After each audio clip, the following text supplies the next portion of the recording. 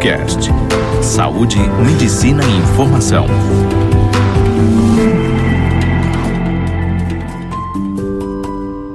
Olá, eu sou a doutora Ana Luísa Rosas, sou médica neurologista graduada pela Unifesp, sou mestre em ciências também pela Unifesp, tenho título de especialista em neurologia e atuo em neurologia geral e na área de transtornos cognitivos e alterações comportamentais em demências. Nesse podcast eu vou falar sobre epilepsia e crises convulsivas, a diferença entre uma e outra, falar sobre o estigma que essa doença ainda carrega, métodos diagnósticos e tratamentos atuais. Neurologia. Nosso cérebro possui aproximadamente 85 bilhões de neurônios e a comunicação entre esses neurônios acontece por meio de impulsos elétricos. Quando esses impulsos elétricos eles se tornam excessivos ou anormais, podem causar o que a gente conhece como epilepsia. A epilepsia, ela se apresenta principalmente por meio de crises epiléticas, que são conhecidas popularmente por convulsões.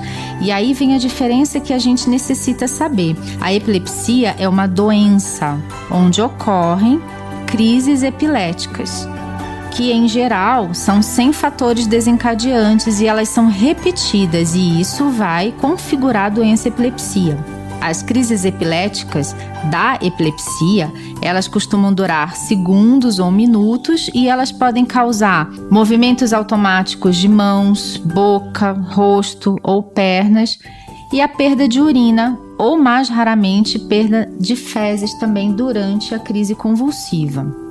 A que a gente mais conhece, e por isso que ficou estigmatizada como crise convulsiva, é a que a gente tem como tônico-clônica generalizada, que é realmente aquela completa, onde a pessoa perde a consciência, cai ao chão, tem abalos musculares, movimentos de mãos, boca e pernas, às vezes perde urina. Essa é a crise que é a mais conhecida e a mais comum, mas a gente tem outras crises convulsivas de outros tipos que não são tão ricas de sinais como essa, que também são consideradas epilepsia. Então, por exemplo, existem crises onde a pessoa não perde a consciência e ela tá ali conversando com você, de repente ela para, fica com o olhar estático, é como se ela tivesse desligado momentaneamente.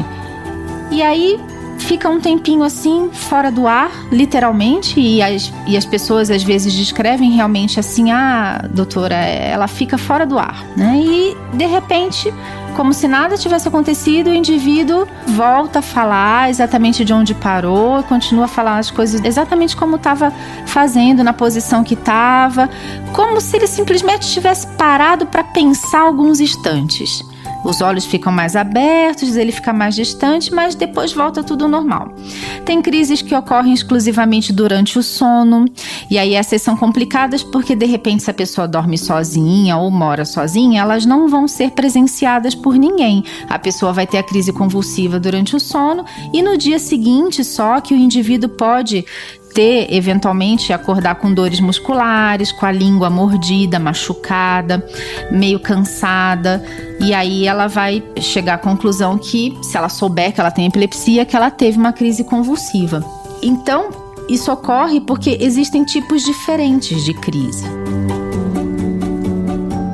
Segundo a Organização Mundial da Saúde, a epilepsia é um problema de saúde bem comum. Pode atingir pessoas de todas as idades, etnias, sexo, classe econômica. Porém, só 70% a 80% daqueles que procuram tratamento vão conseguir um controle da doença. A epilepsia não tem cura, mas é possível que a gente mantenha a doença sob controle com medicamentos antiepiléticos e cuidados gerais que eu vou falar hoje aqui.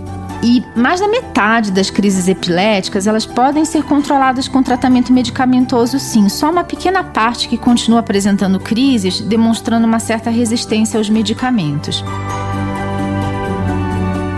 Falei um pouquinho antes sobre epilepsia não ter cura. Na verdade, é uma frase que a gente tem que ter um pouco de cuidado quando a gente fala. A gente acredita que passados 10 anos sem crises, a gente possa estar falando sim de cura. Mas é um pouco difícil da gente conseguir concretizar esse raciocínio como epilepsia tem cura, tá? Então, o que fica para nós neurologistas é que realmente ela não tem cura, mas a gente consegue, através de tratamento medicamentoso e uma qualidade de vida boa, seguindo regras adequadas, a gente consegue manter a doença com um controle muito bom. 10% da população pode ter uma crise única no decorrer da vida. E aí a gente tem que ter um cuidado de dizer que aquela pessoa de repente é epilética, porque as crises únicas, elas acontecem. É raro, mas elas acontecem. Metade desses 10% da população que vão ter uma crise única epilética no decorrer da vida, metade costuma ocorrer na infância e na adolescência. E um outro período mais suscetível é na terceira idade. Na terceira idade, outros problemas de saúde, por exemplo, como AVC, tumor, demência, eles facilitam a ocorrência de crises. E aí, nesse sentido, nós não estamos falando de doença epilepsia, e sim de crises convulsivas secundárias a um AVC, secundárias a um tumor, secundárias à demência, porque a gente precisa ter isso em mente. Nem sempre uma crise epilética é doença epilepsia. Existem algumas situações, por exemplo, outras diferentes do AVC, do tumor e da demência que eu falei anteriormente. Situações como hipoglicemia, que é uma taxa baixa de açúcar no sangue. Às vezes o aumento súbito da temperatura corporal, a pessoa está bem, começa a aumentar a temperatura, ela começa a fazer febre. A febre alta pode gerar uma crise convulsiva, excesso de drogas, álcool, alguns medicamentos em pessoas sensíveis também podem causar convulsão. E qual é o tratamento? Não é o anticonvulsivante, que esse é o tratamento para a doença epilepsia. O tratamento nesses casos é você corrigir o fator que desencadeou essa crise convulsiva, corrigir, por exemplo, os níveis de açúcar no sangue, se a gente estiver diante de uma hipoglicemia, corrigir a temperatura corporal, retirar a droga, retirar o medicamento que causou a convulsão, etc. O tratamento medicamentoso, ele objetiva sempre diminuir as anormalidades dos impulsos elétricos no cérebro, já que eu falei que, como ocorre a epilepsia, é justamente devido a essas descargas cerebrais anormais. Então, o tratamento, ele vai objetivar isso, diminuir essas anormalidades nessas descargas elétricas do cérebro para tentar impedir a crise. A escolha do medicamento que a gente vai usar para tratar a epilepsia vai variar de acordo com o tipo de crise, a idade do paciente, características da crise, características do paciente. A maior parte das pessoas com epilepsia que tomam corretamente os medicamentos podem ter uma vida normal, com pouca ou nenhuma limitação, uma vez que as crises elas ficam controladas. Só que a principal causa de crises durante o tratamento é justamente o uso incorreto do medicamento ou o esquecimento da medicação. É muito comum isso, principalmente em adolescentes, que eles não entendem muito bem quando eles são diagnosticados como tendo epilepsia, porque ainda é uma doença que traz bastante estigma junto. Eles esquecem de tomar medicação. Eles usam incorretamente, eles usam de acordo com o que eles querem, porque algumas medicações dão um pouco de sono, só que você precisa tomar nos horários certinho. Então eles costumam tomar só de noite, para não tomar durante o dia, porque ficam muito sonolentos, e eles não falam isso pra gente. E o que acontece é que acaba tendo crise convulsiva, porque a principal causa da crise convulsiva, de ter a doença epilepsia descontrolada, justamente é ou o esquecimento ou é a tomada de forma errada do medicamento. Então é fundamental o uso correto da medicação. E é importante ainda citar que, além da medicação ter que ser corretamente tomada, o cérebro ele é muito sensível e ele precisa ser nutrido adequadamente com oxigênio, glicose. Então, alguns cuidados eles são de extrema importância quando você está tratando epilepsia, e você tem que passar isso para o seu paciente. O que são os seguintes cuidados? Tem que falar para o paciente que é epilético evitar jejum, evitar dietas restritivas, tem que manter uma alimentação saudável, evitar estímulos luminosos em excesso em boates, discotecas, discotecas que tem aquelas luzes estroboscópicas, videogame que tem aquelas sequências de luzes assim, picadinho, aquilo pode ser um estimulante a ter crise convulsiva, pode trazer um estado de excitabilidade ao cérebro, ao neurônio, que ele pode produzir descargas anormais e a pessoa ter uma crise convulsiva. Evitar distúrbios do sono, principalmente a privação de sono. Privação de sono não é nada legal para quem tem epilepsia, tem que dormir as horas direitinho de sono. Evitar consumo de bebidas alcoólicas, cada caso deve ser avaliado independentemente, claro, né?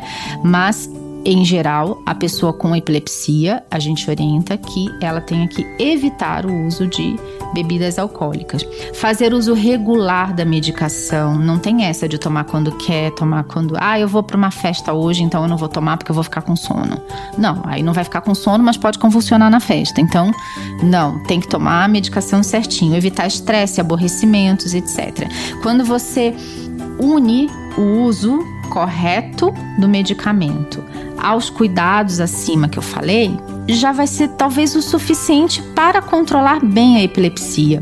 Agora, existem pessoas que, apesar de terem uma vida regrada, fazerem tudo isso, tomarem a medicação corretamente, às vezes uma crise ou outra escapa mesmo, não tem jeito, né? O fato de você fazer tudo certinho não te exclui de não ter eventualmente uma crise, um escape de uma crise. Isso não quer dizer que a epilepsia está descontrolada, não é isso. A gente tem que avaliar a situação como um todo e fazer as devidas adequações, caso tenha alguma coisa errada, ou caso você tenha notado alguma coisa errada. As principais causas de epilepsia, nós temos que são 3 da doença epilepsia. Tem a causa genética, a causa estrutural e a causa metabólica, que ela é mais rara, mas ela entra como causa também de epilepsia. A causa genética, ela pode ser causada por algumas anormalidades em cromossomos ou por mutações nos genes, causando algumas doenças que cursam com epilepsia. A causa estrutural acontece quando tem um dano cerebral, uma lesão cerebral, um traumatismo craniano, um tumor, um AVC, uma infecção tipo meningite, encefalite, tudo isso pode ter uma epilepsia, digamos assim, estrutural, secundária, tá? E a causa metabólica, que é mais rara, ocorre quando tem a deficiência ou a falha de algumas determinadas substâncias no organismo, algumas proteínas específicas que são responsáveis por transportar principalmente glicose para dentro do cérebro. Acontecem mutações nessas proteínas ou a falta dessas proteínas, e isso favorece o aparecimento da epilepsia, de crises convulsivas, configurando uma epilepsia dentro de um contexto metabólico. E como que a gente vai fazer o diagnóstico da epilepsia? Bom, o primeiro passo do diagnóstico é uma avaliação clínica detalhada, bem feita, uma anamnese bem completa, obter todo o histórico do paciente. E aí, após você ouvir toda a história que o paciente te contou, fazer um exame clínico, nós, neurologistas, a gente até pode solicitar alguns exames, mas, volto a dizer, aqui como algumas outras doenças que eu vou poder falar aqui, o diagnóstico, ele é clínico. Os exames, eles são necessários para uma série de condutas médicas, sem dúvida, mas eles podem vir normais e não quer dizer que a pessoa não tenha a doença epilepsia. Então, não é incomum, de repente, na investigação de uma epilepsia, você pedir, por exemplo, um eletroencefalo e ele vem normal. E aí o familiar olha, o paciente olha, nossa, tá normal, então eu não tenho doença, né? O que eu tenho? Não, o fato do exame vir normal não exclui a possibilidade de você ter essa doença. Não afasta o diagnóstico clínico. Os exames, eles vão apenas ajudar a determinar, quando possível, o tipo de epilepsia, o que está causando as crises, etc. Então, a ressonância, a gente costuma pedir uma tomografia, exames laboratoriais de sangue, de urina, o próprio eletroencefalo, que é um exame que mede a atividade elétrica do cérebro. Se a gente está falando em impulso elétrico, o exame mais correto, né, o exame mais específico seria um eletroencefalo, que nem sempre vem alterado. E em última situação, em última análise, a gente pode abrir mão de um exame chamado videoeletroencefalograma, que é o vídeo EEG, que é um procedimento que a gente realiza com o paciente internado e ele vai passar por uma monitorização contínua, como se fosse um Big Brother lá, e paciente internado com vários fios ligados na cabeça dele para ver a atividade elétrica cerebral e uma câmera em cima dele para acompanhar o sono, para ver se ele tem crises durante o sono, como são essas crises, se quando ele tem as crises que a gente consegue ver, se elas correspondem a um traçado eletroencefalográfico de crise mesmo. Então a gente consegue aliar o eletroencefalo com a visualização do que está acontecendo. Isso possibilita um diagnóstico mais preciso e uma melhor definição do tratamento quando a gente tem dúvidas sobre as crises.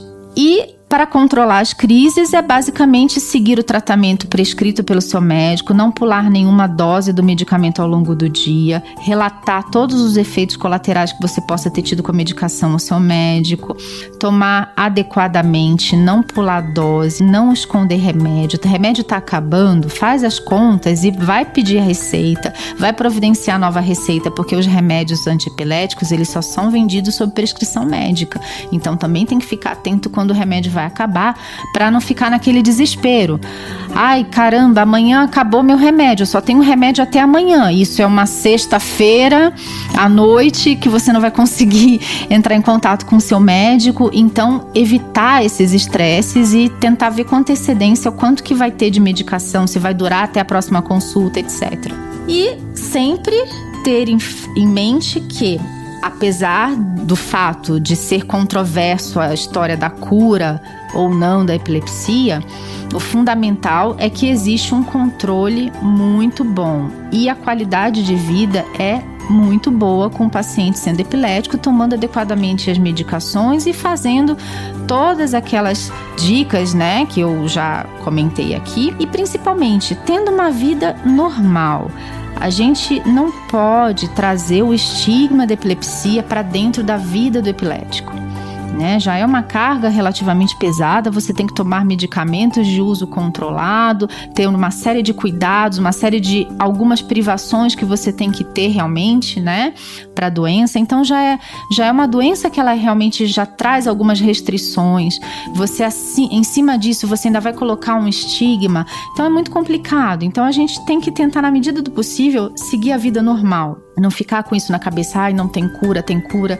Não é essa a palavra que tem que vir na mente. A palavra que tem que vir na mente é: eu confio no meu médico, ele está me dando a medicação correta para eu controlar corretamente as minhas crises, e é a vida que segue. Vai levar a vida normalmente, tendo alguns cuidados e, principalmente, cuidar da sua saúde como um todo, não cometer exageros. Se fizer toda essa lição de casa direitinho, mais a tomada correta da medicação e se excluir o estigma da sua vida, o paciente com epilepsia, ele tem uma vida praticamente normal.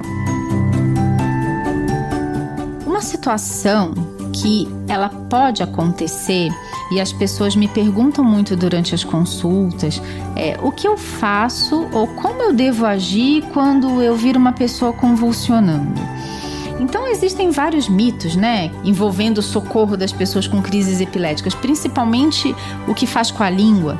Se bota a mão lá dentro, se não deixa enrolar a língua, as pessoas acreditam de uma forma errônea que há um risco da pessoa enrolar ou engolir a língua, enfim.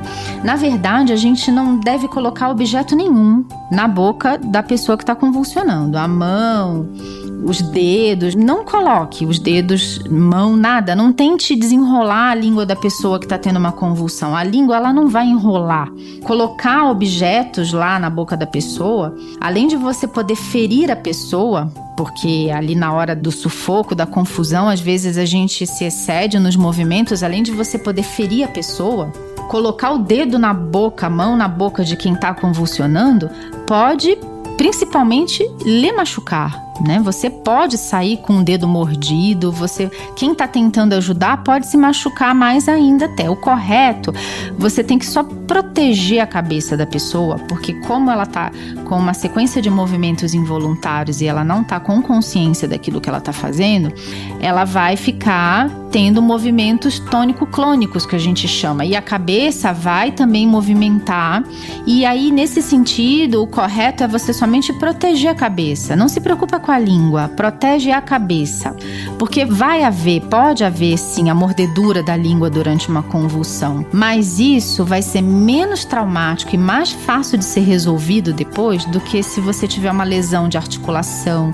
fratura de osso da face com os traumas da cabeça batendo num chão duro, por exemplo, ou até mesmo traumatismos cranianos, né, de ficar batendo com a cabeça. Então, vai haver mordedura de língua? Vai, mas isso depois a gente ajeita. O mais importante é você proteger a cabeça para que não tenham traumas nessa região. Então, deita a cabeça da pessoa no seu colo, na sua perna, ou se você tiver alguma coisa para enrolar, para botar assim como se fosse uma toalha, um travesseiro, né? Óbvio que você não vai andar na rua com um travesseiro, não vai ter um travesseiro à mão, mas pensa em alguma coisa que esteja ao seu redor que você possa acomodar embaixo da cabeça da pessoa e vira a sua cabeça da pessoa um pouquinho ligeiramente para o lado, para que, como ela está naquele processo de movimentação da língua, ela está salivando e ela não está conseguindo engolir a saliva, então acontece uma situação de hipersalivação, né, que as pessoas falam de uma forma leiga, está babando, né? Então, essa baba,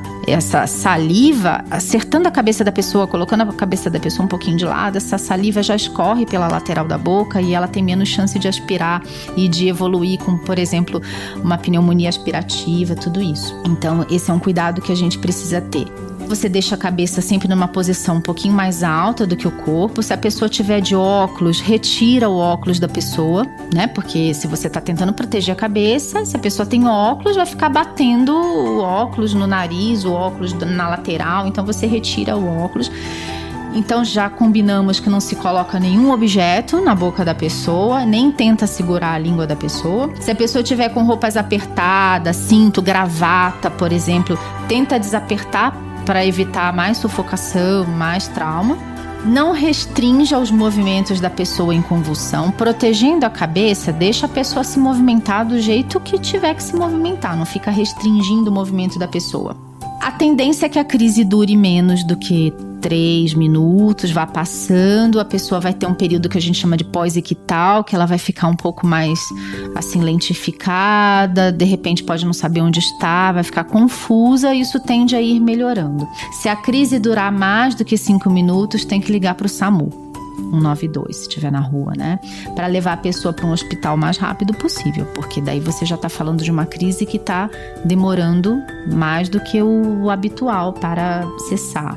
Tenta achar alguma identificação, isso é óbvio, né?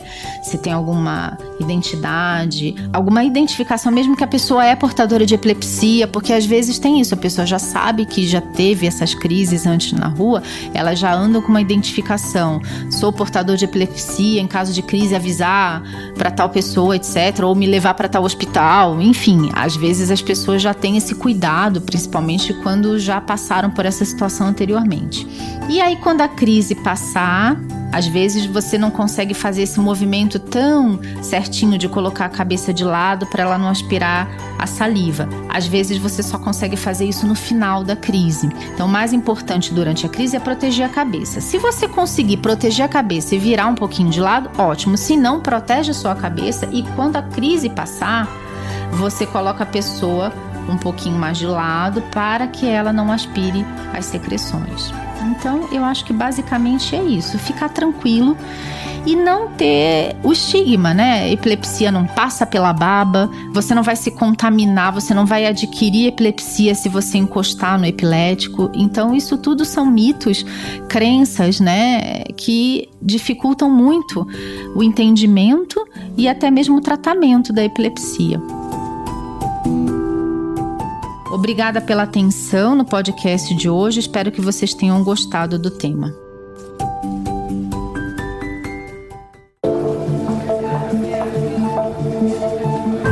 Você ouviu Doctor's Cast, o primeiro portal de saúde e medicina em podcast.